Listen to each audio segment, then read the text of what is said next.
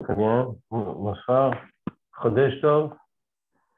Euh, donc, le thème d'aujourd'hui, c'est donc Yaakov al-Chedarko, c'est-à-dire comment utiliser tous ces grands moments pour réussir notre rentrer maintenant dans la vraie vie. Alors, donc on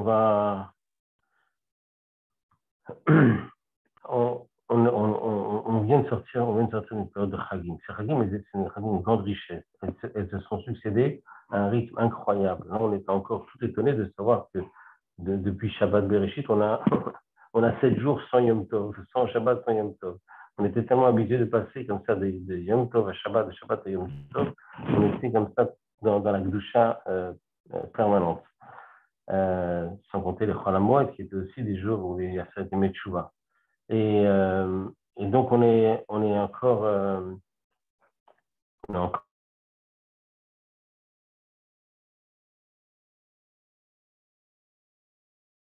à réaliser des grandes choses quand même.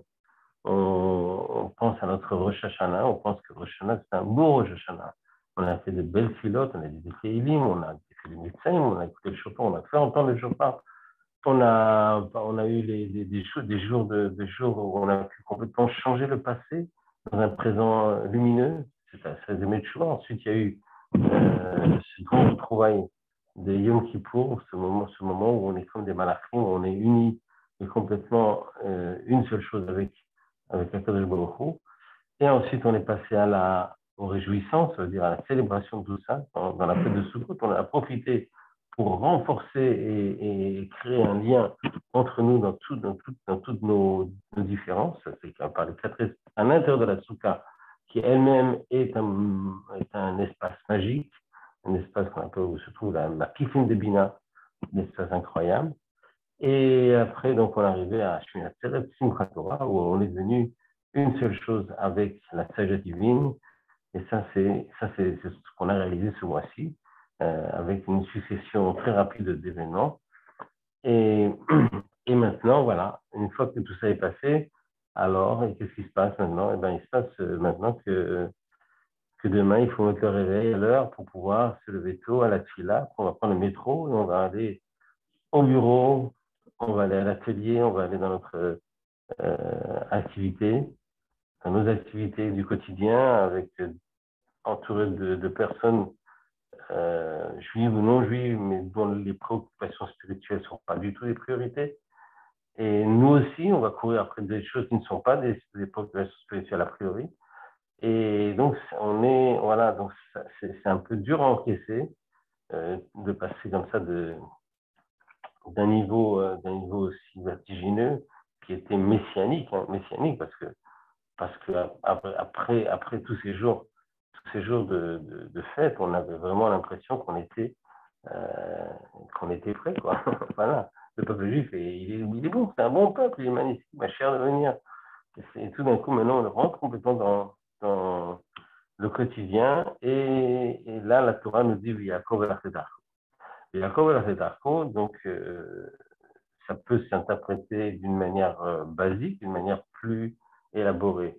Donc, une manière basique, ça veut dire quoi? Ça veut dire que, oui, maintenant, tu vas être confronté avec toutes les difficultés de la vie, mais tiens bon, on t'a donné beaucoup de force, tu as eu la chance d'avoir des moments merveilleux qui t'ont renforcé, donc tu vas réussir maintenant à te maintenir tes valeurs, dans tes valeurs de la Torah, dans les valeurs de la Torah, malgré toutes les difficultés. Et donc, ça, c'est Yaakov, la Fédako.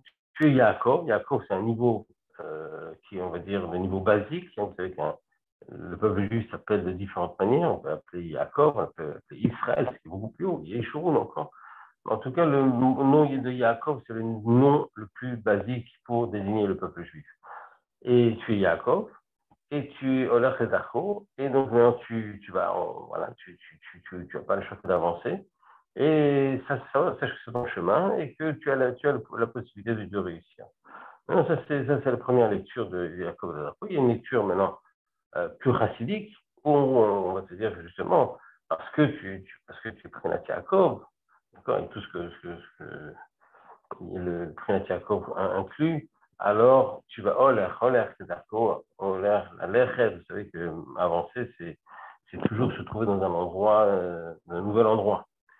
C'est-à-dire que chaque fois que je vais faire un pas, je vais être complètement déconnecté de l'emplacement dans lequel j'étais auparavant pour me trouver dans un nouvel emplacement. Et donc, c'est ce qu'on appelle véritablement une, une, un véritable déplacement chaque fois dans une nouvelle situation. Et cette situation, c'est le sens de ton existence. Et c'est pour ça que tu vas dans le darko, dans ton chemin, le chemin qui a été défini pour toi, parce que tu as quelque chose de très important à y faire. On va essayer de découvrir quelle est cette chose la plus tellement importante à y faire. Alors, il y a beaucoup de choses qui ont été dites là-dessus, surtout dans les Tzichot du Rabbi, c'est une richesse absolument incroyable. Juste, on va retenir une ou deux, mais vous savez que généralement, quand on veut comprendre les choses, on regarde ce qui se passe dans la paracha de la semaine. Et donc, on a deux parachutes qui encadrent le Yaakov et la Redarko, c'est Bereshit et c'est Noir. Alors, je ne sais pas si on aura le temps jusqu'à Noir, mais peut-être. Okay, je n'ai pas de mots, comme on dirait. Donc, en tout cas, dans Bereshit, on dit qu'il y a des créations du monde. La première chose qu'Hachem a créée, c'est la lumière. La lumière a été créée, c'est la première chose qu'il a créée. La nécessité de créer la lumière en priorité, on ne la comprend pas très bien. Pourquoi est-ce que c'est tellement important de créer la lumière en priorité alors qu'il n'y avait rien à voir et personne n'était là pour regarder quoi que ce soit. Pourquoi c'est une priorité? Et surtout, ce qui est le plus étonnant, c'est qu'après, il va y avoir Elohim, il va y avoir une séparation, etc. On connaît l'histoire. Cette lumière-là va devenir un organos, une lumière cachée. Elle va être cachée, elle va être mise de côté, et nous, ensuite, on va fonctionner avec la lumière des astres qu'Hachem va créer le quatrième jour. Et cette lumière fabuleuse qui a été créée dès le premier jour, elle va être cachée pour la vie de la vie. Mais à quoi on va faire en priorité la chose qui ne va pas du tout nous être utile tout au long de notre existence. Et donc, ce qu'on va comprendre par là, c'est que cette lumière-là, en fait, c'est quelque chose qui va dévoiler la Tilavo par notre travail d'aujourd'hui. Notre travail d'aujourd'hui est celui qui permet à cette lumière de se dévoiler. Effectivement, on voit que Kadosh Baruch Hu a créé un monde bon. Il a fait un monde bon. Tov Meod, ça veut dire qu'il était très bon, très bon. Et donc, qu'est-ce que ça veut dire qu'il était très bon? Il était très bon. Ça vient contredire un autre passage aussi dans le récit de la création. Complètement à la fin du récit de la création, ça se termine par Asher bara Elohim la'asot. D'accord? Asher bara Elohim la'asot, tout ce qu'Hachem a créé, la'asot. La'asot, on aurait dû dire Asher bara Elohim ve'asa. Hachem, il a créé, il a fait. Et on dit pour faire. Qu'est-ce que ça veut dire pour faire? Et bien sûr, Chacham donne tout de suite la clé, dit que la sot, ça veut dire les taken. Les taken, c'est-à-dire qu'on a quelque chose à y faire, on a quelque chose à arranger. Alors, mais auparavant, on a dit que le monde est Tov Meod. Tov Meod, si c'est Dieu qui le dit, c'est lui qui l'a fait, c'est lui qui le dit. C'est très bien, très bien. Et après, on lui dit non, mais il faut l'arranger. Alors, qu'est-ce que ça veut dire arranger? Donc, on va essayer de comprendre ça. Pour comprendre ça, on va rapporter une histoire connue, mais qui est riche, elle est riche d'enseignements, qui s'est passé dans la Gemara, dans la Vodat d'Arabe, à l'époque de Rabbi Akiva. À l'époque de Rabbi Akiva, il y avait un gouverneur romain qui s'appelait Turnus Rufus. Et Turnus Rufus, on l'appelait sous sa rachat, parce que c'est vraiment un type pourri, qui a fait beaucoup de mal d'ailleurs, mais c'est quelqu'un qui avait un attrait pour tout ce qui était philosophie, tout ce qui était culturel. Et voilà, c'était Turnus Rufus. Et il aimait parler donc avec des gens intelligents, et il savait que dans le peuple juif, il y a beaucoup d'intelligence. Et il a bien sûr, pris le meilleur d'entre eux, Rabbi Akiva, et il lui a posé des questions. Parmi les questions qu'il a posées, c'est une fois il a convoqué Rabbi Akiva pour lui dire, dis-moi, qu'est-ce qui est le plus mouchlam? Qu'est-ce qui est le plus réussi, le plus parfait, le mieux fait? Est-ce que c'est l'œuvre de Dieu ou est-ce que c'est l'œuvre de l'homme? Et Rabbi Akiva, qui avait un cerveau qui avançait à 100 à l'heure, ou même 1000 à l'heure, mais plutôt, il a tout de suite senti le piège et que la question allait se poser sur la Brit Mila, que Hachem nous a créés non circoncis et nous, on pratique la circoncision. Donc c'est-à-dire que l'œuvre de Dieu n'est pas parfaite, n'est pas bien, et nous, on est obligé d'arranger le problème. Et donc, Rabbi Akiva lui a répondu tout simplement, oui, effectivement, l'œuvre de l'homme est l'œuvre de l'homme, elle est mieux que celle d'Akadosh Baruch Hu. Quoi, vous, qui êtes monothéiste, qui vous parlez d'un Dieu tout-puissant, un Dieu qui a tout créé, qui est un Dieu qui peut tout, qui dépasse toutes les divinités, vous êtes capable de dire une chose pareille, que l'œuvre d'un simple homme serait mieux que celle de Dieu lui-même. Et Rabbi Akiva dit, laisse-moi 5 minutes pour te répondre. Et il est sorti, il revient avec un épi de blé et aussi dans l'autre main un gâteau. Et donc il lui demande, dis-moi, d'après toi, qu'est-ce qui est préférable? Qu'est-ce que tu aimerais manger? Voilà, c'est l'heure du repas. Qu'est-ce que tu aimerais manger? Ça ou ça? Alors, ton vous a dit, bien sûr, je ferai le gâteau, je vais manger un épi de blé. Mais il dit, voilà. Donc, toi aussi, tu reconnais que le gâteau qui a été fait par des hommes, il est mieux que l'épi de blé qui a été fait par Dieu lui-même. Et donc, voilà. Donc, ça, c'est l'histoire, c'est l'anecdote. C'est une anecdote en fait, qui a une grande sagesse, une très grande sagesse dedans. Mais effectivement, il faut comprendre que Hachem Elohim l'a sauté, ça veut dire qu'Hachem a donné comme ça une marge d'amélioration que l'homme doit pratiquer dans l'œuvre d'Akadosh Baruch Hu. Hachem a créé, mais il a donné une marge de travail à l'homme pour pouvoir arranger. Hachem bara Elohim la sot. Bara Elohim la sot, ça fait tes votes, c'est Emet, les dernières lettres. Bara Elohim la sot, les dernières lettres, c'est Emet, c'est la signature d'Akadosh Baruch Hu. Donc la signature d'Akadosh Baruch Hu, c'est qu'on doit travailler, on doit arranger, on doit améliorer. Et bien sûr, on peut s'interroger pourquoi ça a été fait de cette manière. Pourquoi est-ce que Akadosh Baruch Hu a choisi de créer un monde dans lequel il va laisser des imperfections et qu'il va attendre que l'homme les arrange. Alors, pour répondre à ça, on rapporte un livre qui s'appelle Magid Mesharim. Magid Mesharim, c'est un livre un peu particulier. C'est une discussion entre Rabbi Yosef Karo, l'auteur du Shulchan Aruch, Rabbi Yosef Karo qui est l'auteur du Shulchan Aruch, avec un malach. Et oui, il a une discussion avec un malach. Et il y a plusieurs choses qui sont très intéressantes dans ce livre. Enfin, sûrement tout est intéressant. Mais je dis c'est intéressant dans le sens où plusieurs fois le Rabbi rapporte des passages de Magid Mesharim pour souligner certaines idées. Et donc là-bas, dans cette discussion, on revient justement sur cette idée-là que a priori l'homme est très imparfait et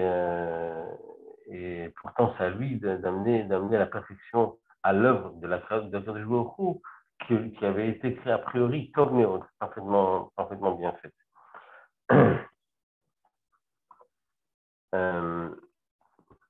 Ok, alors dans la conclusion à la base de ce qu'il rapportait, il rapporte que toute créature a soif d'être une partie du Créateur, d'être unie avec le Créateur, de faire partie complètement de l'énergie divine. Et, mais il y a un problème, c'est que Akadosh Baruch Hu ne fait que donner, il donne. Il n'a jamais reçu, il ne fait que donner. Il donne. Ok? Par contre, les créatures, en tout cas déjà la Neshama elle-même, qui est donc à l'origine de l'existence de l'être humain, elle-même n'a fait que recevoir. Et ensuite, l'homme ne fait que recevoir.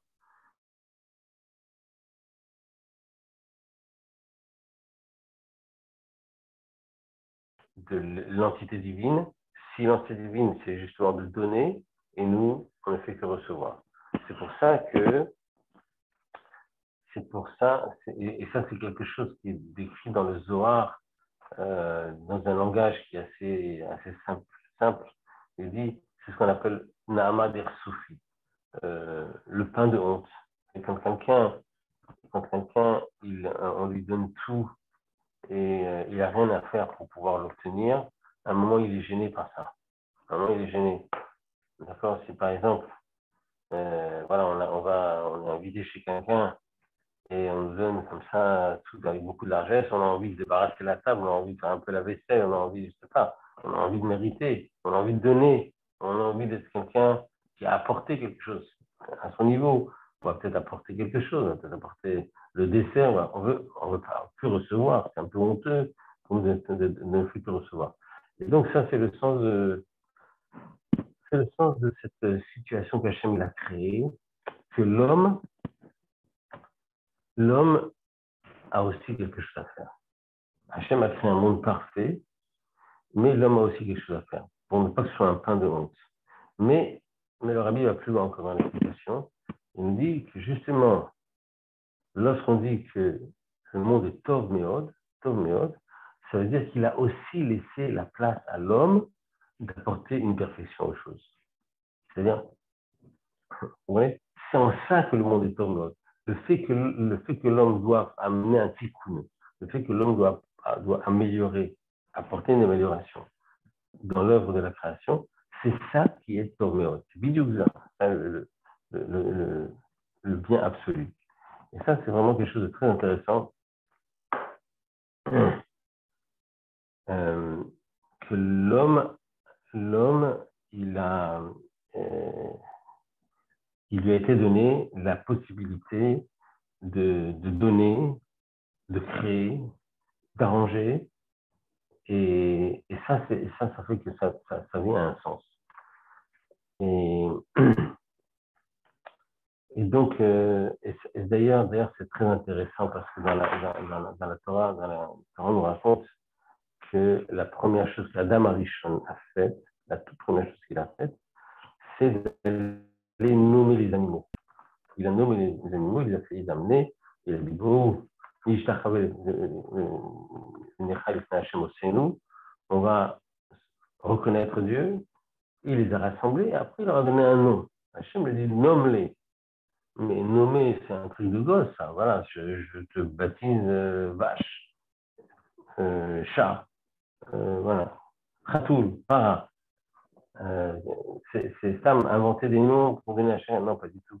Lorsque Hachem il a dit à Adam de les nommer, c'est bien sûr un nom qui correspondait au sens de leur existence.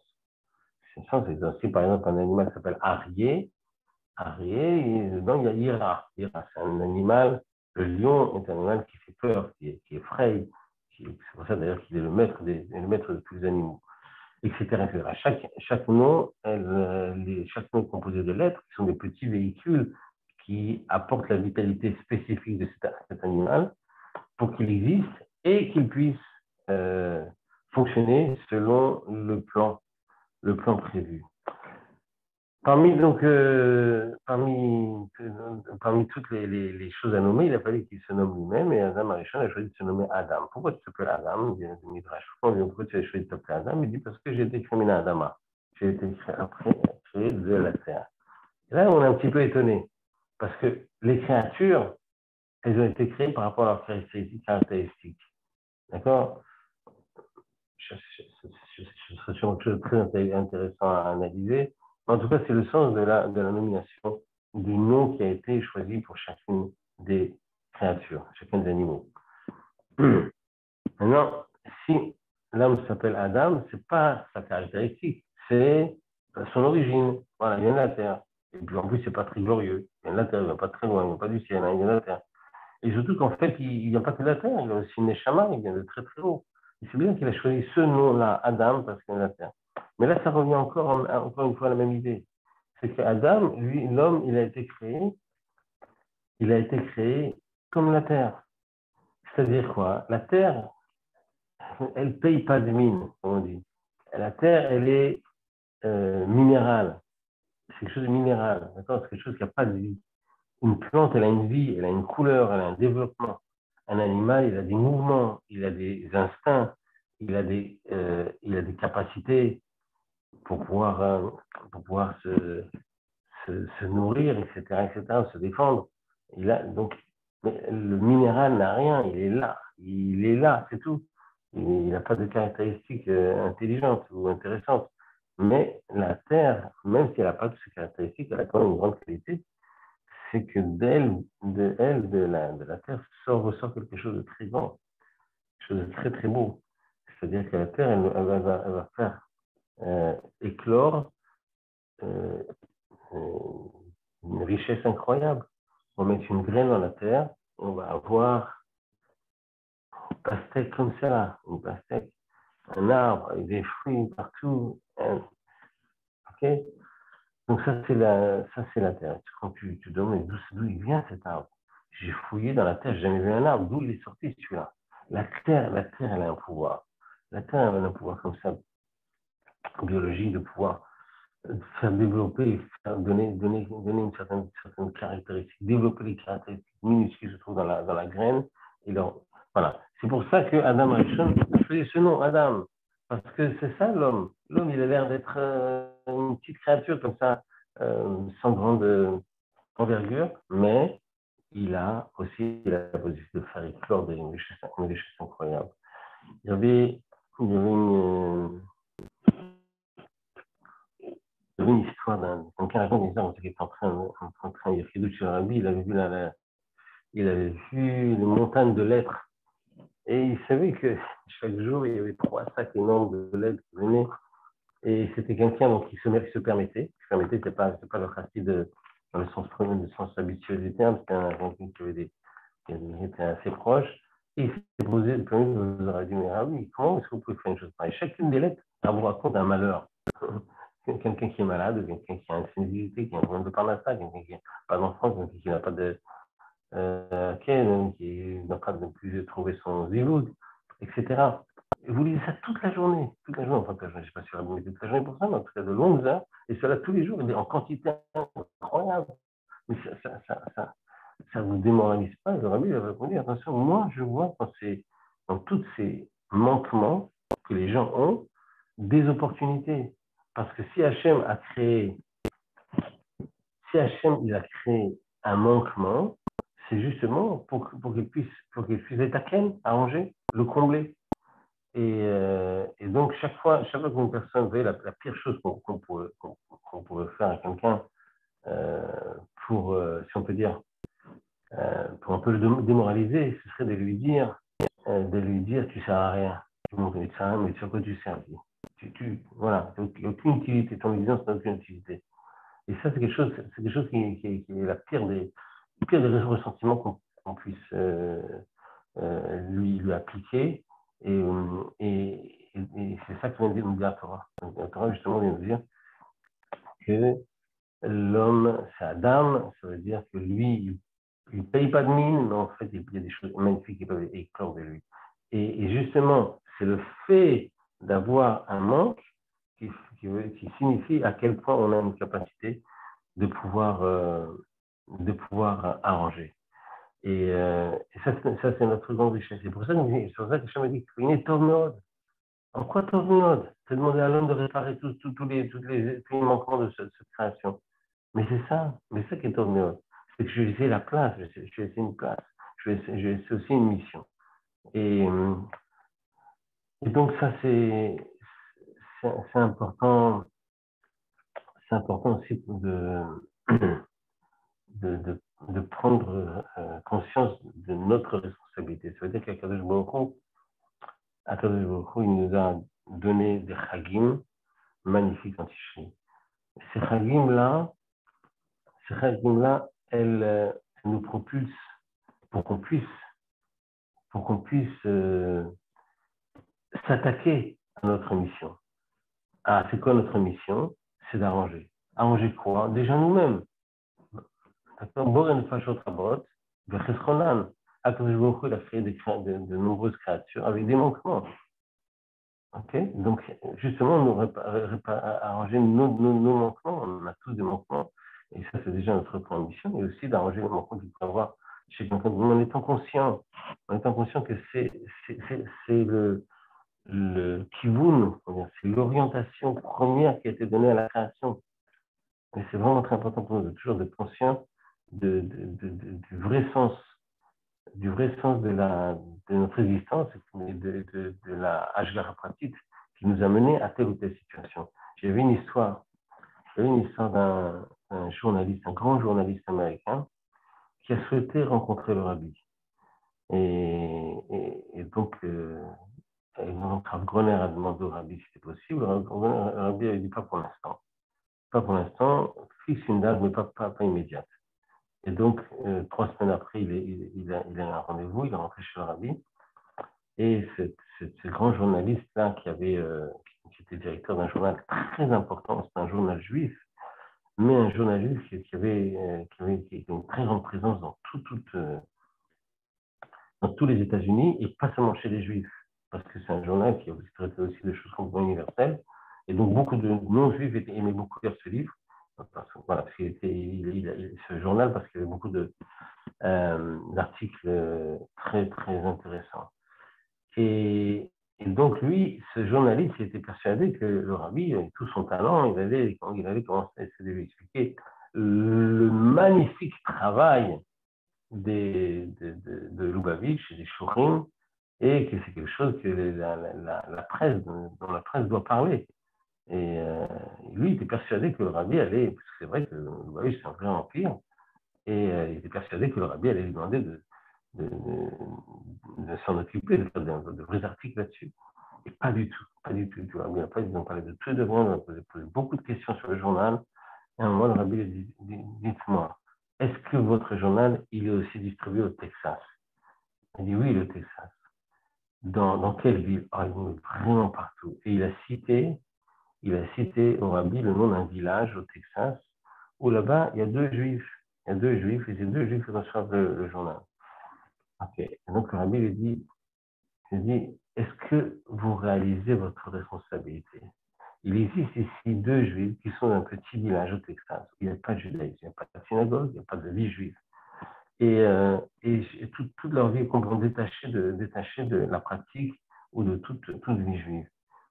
Et la seule opportunité qu'ils ont de pouvoir, à un moment ou à un autre, avoir leur esprit dans quelque chose de juif, c'est au travers de votre journal. Et si vous faites paraître un journal dans lequel il n'y a pas des articles qui permettent à un juif d'avancer, de comprendre mieux, de désirer mieux avoir des relations avec son patrimoine, alors vous passez complètement à côté de tout le sens de votre journal. Et ce journaliste-là, il est sorti des Yechidut, il a rencontré ça à Rav Groner, et il a dit, je suis extrêmement impressionné, parce que j'ai eu affaire avec un rabbi.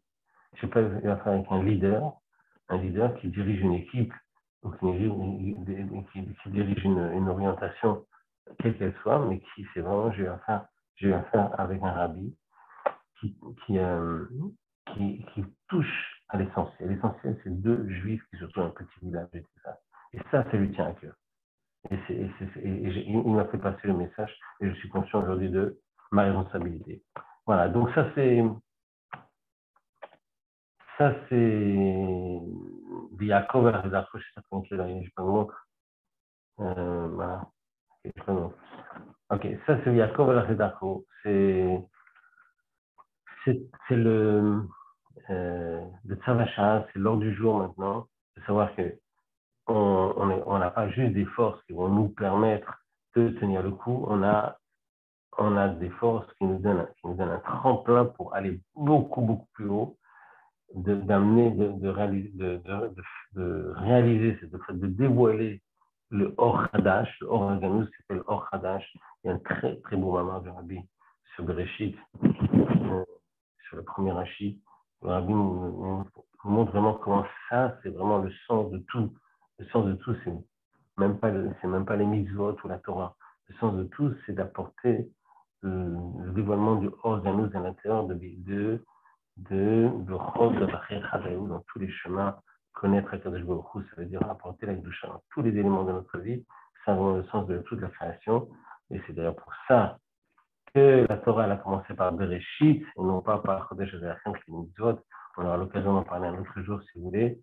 Et je me souhaite de prendre ça à cœur et de réussir cette belle mission maintenant qui s'ouvre à nous dans ce nouveau mois de Cheshvan où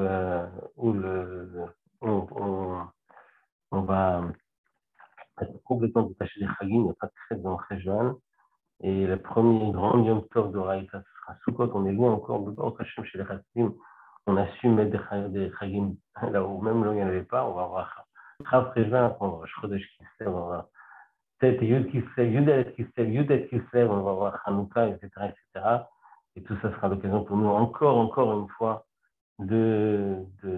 d'utiliser ce magnifique potentiel d'apporter le dévoilement du Or Aganouz, c'est-à-dire le bien, apporter le bien dans le monde et avec le potentiel que la Torah nous a donné. Chodesh Tov, à bientôt.